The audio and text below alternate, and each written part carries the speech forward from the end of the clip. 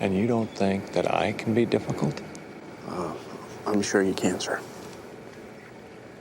I've been watching NCIS since 2003. I was there for episode 1. I was there when Tim McGee walked into that bullpen as the most nervous probationary agent this show has ever produced. And I am telling you right now, with every single year of that loyalty behind me, do not make him director. I know what you are thinking. You have seen the other videos. You have read the arguments. McGee is the most qualified. Vance chose him. It is his destiny. And I agree with all of that. I will say it right now and get it out of the way. Timothy McGee is the most logical successor to Leon Vance in the entire history of this show. No question. But logical and right are not always the same thing. And I have 5 reasons why this promotion would actually be the worst thing that ever happened to this character. Let's get into it. First, people forget that McGee already told us he does not want this. When Gibbs left in season 19, the biggest leadership vacancy this show had ever seen, Gibbs gave McGee his blessing to take over MCRT.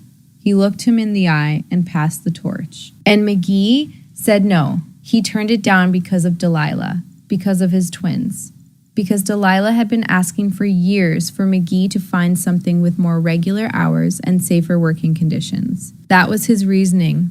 His family, his kids, his wife who has already watched the man she loves put himself in the line of fire for 2 decades. Now the director's chair is open and everyone is pointing at McGee, but nobody is asking, what does Delilah think? Because the director of NCIS does not have regular hours. The director does not have safer working conditions. The director is the single most high-profile, most politically exposed, most operationally demanding job in the entire agency. If McGee turned down leading a field team because of his family, why would he accept running the whole organization? And if the show makes him accept it without showing us that conversation at the kitchen table, it will have wasted one of the most carefully built domestic storylines in 23 seasons. And speaking of what the show is building right now, this is the reason nobody is talking about, and I honestly think it is the most important one. Matteo Garcia, 18 years old, McGee's son, a young man who grew up without his father, not because McGee abandoned him, but because he never knew. Sean Murray said it himself. This is not a story they are going to set and forget. The ripple effects of Matteo are going to be felt for a long time. How does Delilah react? How do the twins process having a half-brother? How does McGee build a relationship with a young man who is already an adult? That story needs McGee present. Not in a boardroom, in the bullpen, in the field.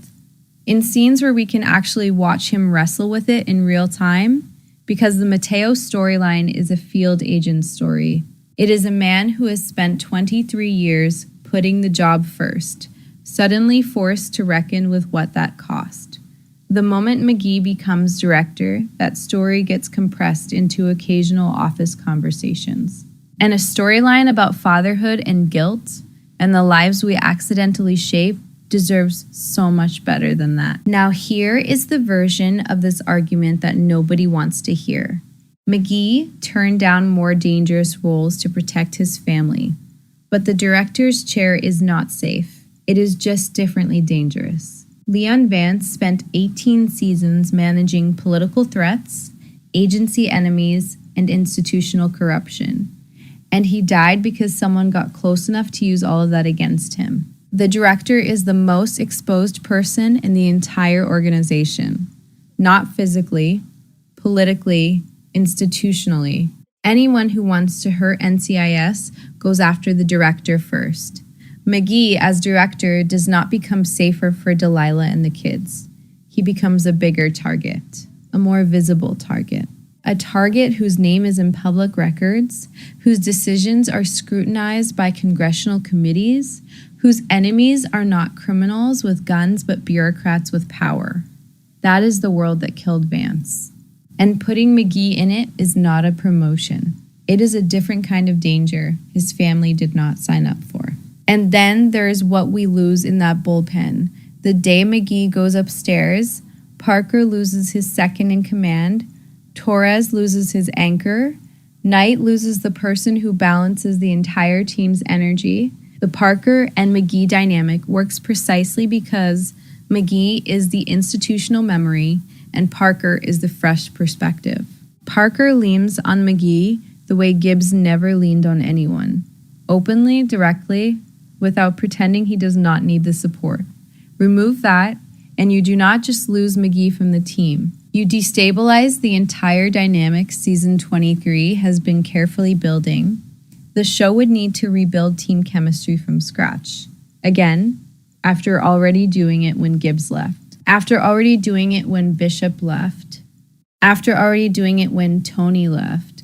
How many times can you rebuild the same team before the audience stops caring?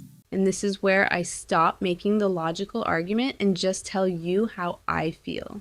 Because this is the real reason. The one underneath all the other reasons. The one I cannot justify with data or story structure or character consistency. McGee is the last one.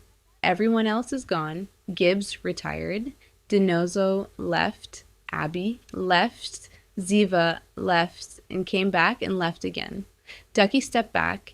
McGee is the only person still sitting in that building who was there on day one.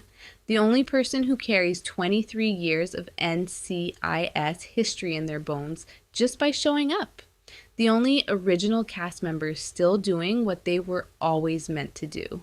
And right now in season 23, the show is finally giving him the stories he deserves.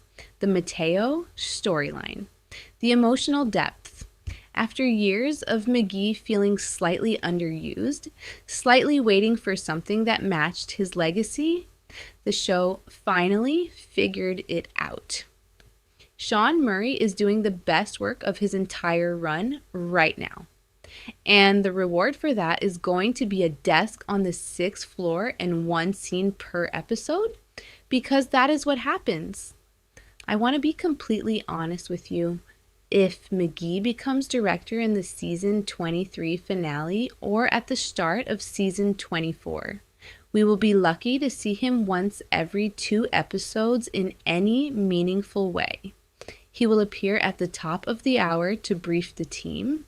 He will appear at the bottom of the hour to acknowledge what they solved.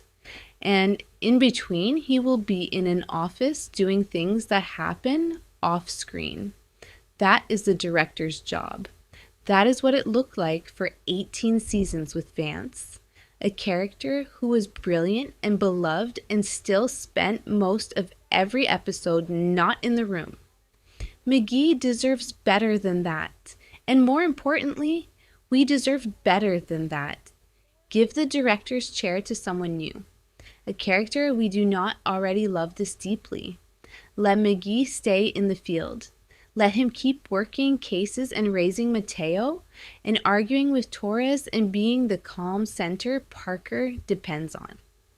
Let him be in every episode, not mentioned in every episode, because the day McGee becomes director is the day this show loses the last piece of its original soul. And after 23 years of watching him become the man he is, I'm honestly not ready for that at all.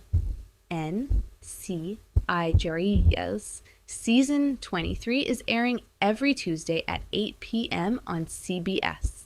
New episodes stream the next day on Paramount Plus, and season 24 is already confirmed. Somewhere in the episodes ahead, this question is going to get answered. I just hope the writers ask themselves one thing before they make that call. Not what is best for the agency, but what is best for the man who has given this show everything for 23 years. Drop a comment and tell me which of these reasons hit you the hardest. And do you think the show has the courage to leave McGee exactly where he belongs? Because after everything we have watched this season, I think the argument for keeping him in the field is stronger than anyone is willing to admit.